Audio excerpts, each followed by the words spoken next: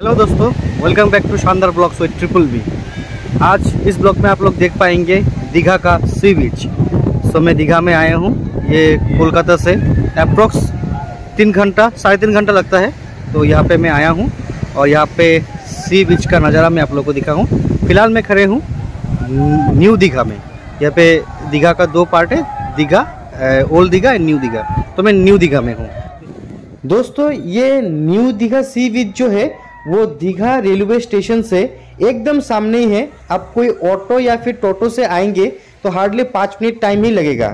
और ये सी बीच के ठीक ऑपोजिट में ही बहुत सारा होटल्स एंड रिजॉर्ट्स है, तो रहने का जगह आपको ढूंढने में उतना मुश्किल नहीं होगा। और माम पूरा रेडी है नहाने के लिए। माम, क्या तुम रेडी हो? हाँ, रेडी हूँ। और ये है विजय बर्मन, जिसको हम प्यार से प्रीत बुलाते हैं। और ये है मन, जिसको हम लोग जिंकू बुलाते हैं। दोस्तों, समंदर में नहाने में बहुत मज़ा आता है, लेकिन एक बात का विशेष ध्यान रखना जरूरी है, टाइट टाइमिंग। मतलब कि ज्वार का समय आपको बताता है कि पानी किस समय अपने उच्चतम बिंदु यानी कि उच्च ज्वार और अपने निम्नतम बिंदु यानी कि कम ज्वार पर होगा। ज्वार की ऊंचाई मीटर में दिखाई जाती है। ज्वार की ऊंचाई महत्वपूर्ण है क्योंकि कभी कभी उच्च ज्वार पर समुद्र सामान्य से अधिक समुद्र तट से ऊपर आ जाता है, तब वो कोई एक्सीडेंट या फिर इंसिडेंट हो सकता है। तब समुद्र में स्विम करना हानिकारक हो सकता है।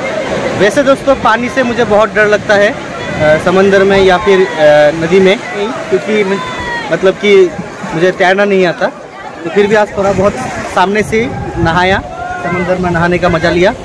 लेकिन मैं पूरा आप लोग को दिखा नहीं पाया क्योंकि मैं मोबाइल लेके वहाँ पे नहीं जा सकता, क्योंकि मैं अपने आप को रख नहीं सकता पानी में। मोबाइल कैसे रखूँ? तो यहाँ से थोड़ा बहुत मैं आप लोग को दिखा रहा हूँ। सब लोग यहाँ पे मज़ा ले रहा है।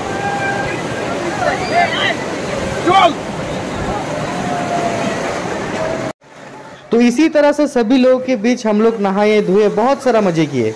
तो उसके बाद हम लोग होटल चले गए और होटल में जाने के बाद हम लोगों ने लंच कर लिया। फिर टेंशन में पड़ गए अभी शाम को कहाँ पे जाए। तो किसी ने हम लोगों को सजेशन दिया कि आप लोग ढेउसागर जा सकते हैं। तो ये बात सुनने के बाद हम लोग फिर से फटाफट रेडी हो गए। शाम को ढेउसागर गया। ढेउसागर हम लोगों ने चारों ओर से देखा, लेकिन आप लोगों को तो दिखाया नहीं। तो चलिए आप लोगों को ढेउसागर का सैर कराते हैं, मेरे साथ बने रहिए। तो ये रहा ढेउसागर। तो दोस्तों, ढेउसागर जो मैं आप लोगों को बोल रहा हूँ, ये बेसिकली एक एम्यूजमेंट पार्क है। तो अभी जहाँ पे मैं खड़ा हूँ, ये है ढेउसागर एम्यूजमेंट पार्क का एंट्री गेट। तो देख के ही पता चल रहा है कि अंदर बहुत ही खूबसूरत ही होगा। और यहाँ का जो एंट्री फी है वो जस्ट 10 रुपीज़ पर पर्सन है। तो हम लोगों ने टिकट खरीद लिया, अभी अंदर जा रहे हैं।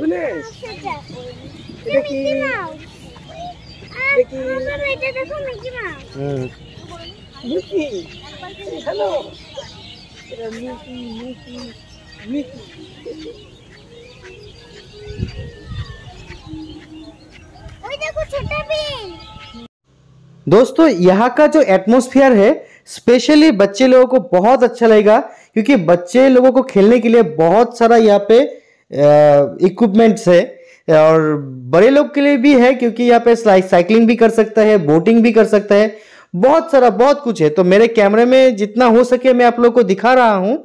और मैं क्या बताऊँ, मैं यही बताना चाहता हूँ कि दीघा में जितना भी बीचेस है, जनरली सब लोग घूमते फिरते हैं, नहाते हैं, शॉपिंग करते हैं, ठीक है। लेकिन दीघा में जितना भी नए चीज़ें अब तक बने हैं, ये जो जगह है ढेउसागर, वो मुझे सबसे अच्छा लगा है।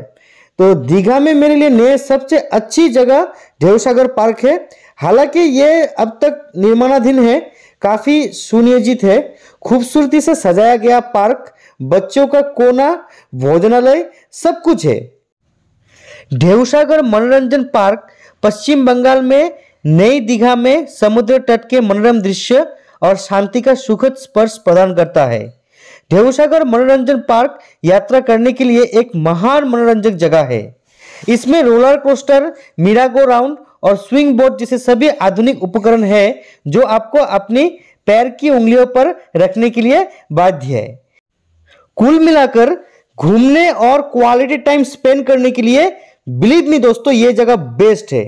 यहाँ एक मंच भी है जहाँ संगीत और नृत्य का कार्यक्रम होता है। स्नैक्स और पेय पदार्थ परोसने के लिए अंदर एक फूड कैंटीन भी है, वहां पे आप लोग कुछ भी ऑर्डर करके खाना खा सकते हैं। या फिर पूरा कैंपस के अंदर बहुत सारा आपको आइसक्रीम का स्टॉल मिलेगा, भुट्टे का दुकान मिलेगा, वगैरह वगैरह बहुत कुछ है खाने का, कोई टेंशन नहीं है उसका। ये जगह जो है दोस्तों, ये जगह हरियाली से भरी हुई है। आप न्यू दीघा के समुद्र तट पर बैठ सकते हैं और वो जो अकेलापन होके सामने से समुद्र बह रहा है और एक मतलब कि नॉइजलेस शाम का जो सुकून है यहाँ पे बैठ के आप लोग ले सकते हैं। तो मैं तो यही रेकमेंड करूंगा कि आप लोग जब दीघा में आएंगे तो ढेवसागर पार्क जो है आप लोग जरूर विजिट कीजिएगा और ये जगह जो है आप लोग एक्सप्लोर कीजिएगा। तो अभी फिलहाल हम लोग ढेवसागर से ओल्ड दीघा जाने वाले हैं, तो अभी मैं ओल्ड दीघा चलता हूँ सीधा यहाँ से और आप लोगों को ओल्ड दीघा जो है वो भी दिखाता हूँ। चलिए, अभी दोस्तों मैं ओल्ड दीघा में आया हूँ। यहाँ पे ही सबसे ज़्यादा भीड़ होते हैं। तो अभी तो इवनिंग टाइम है, अभी और भी ज़्यादा भीड़ है। यहाँ पे बहुत सारा भीड़ है क्योंकि यहाँ पे समुद्र के सामने बैठ के चाय पीने का और यहाँ का नज़ारा देखने के लिए बहुत सारा पब्लिक यहाँ पे गैदर होते हैं और आसपास बहुत सारा दुकानें होते हैं, बहुत कुछ मिलता है यहाँ पे, तो शॉपिंग वगैरह भी कर लेते हैं। मैं पूरा व्यू आप लोग को दिखा रहा हूँ, आप लोग देखिए।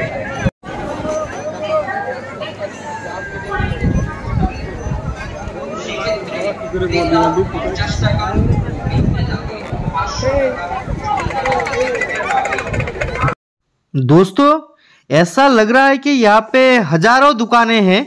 लास्ट टाइम मैं जब दीघा में आया था तब इतना मतलब कि नीट एंड क्लीन और डेकोरेटेड नहीं था।